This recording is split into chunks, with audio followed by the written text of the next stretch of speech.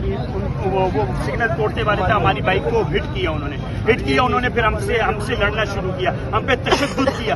پھر انہوں نے وہاں سے ہمیں اٹھا کے پریڈی تھانے میں لائے. پریڈی تھانے میں بھی انہوں نے تشدد کیا, جھوٹی FIR باندھی, اور یہ پورا مجھے مارا, میرے بھائی کو مارا, صحیح ہے.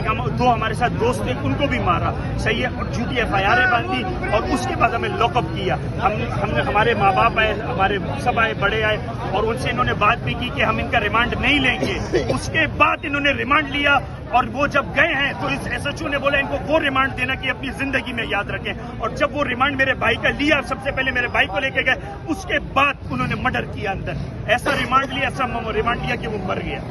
اور اس میں یہ SHO, ان کے نیچے کا جتنا عملہ ہے اب وہ نہیں ہے, اب ایک بھی نہیں ہے سوائے SHO کے, یہ ایک بھی موجود نہیں ہے. 6 سے 7 افراد تھے, ہمیں لاک اپ میں ہی بند رکھا ہوا تھا. بول رہے تھے ایک ایک کر کے سب کا ریمانڈ لیں گے, آپ تینوں کا ریمانڈ لیں گے. ابھی یہ بتائیں آپ لوگ کا کیا لایا ہے, آپ لوگ کیا چاہتے ہیں؟ سر, میرا بھائی اس دنیا سے گیا, میں سزائے موت چاہتا ہوں. جن لوگوں نے میرے بھائی کا یہ ہوا ہے وہ اس دنیا سے گئے, میں چاہتا ہوں سر خون کا بدلہ خون ہو, سزائے موت میں ان کی چاہتا ہوں سر, سزائے موت. Thank you. یہ نام لے کر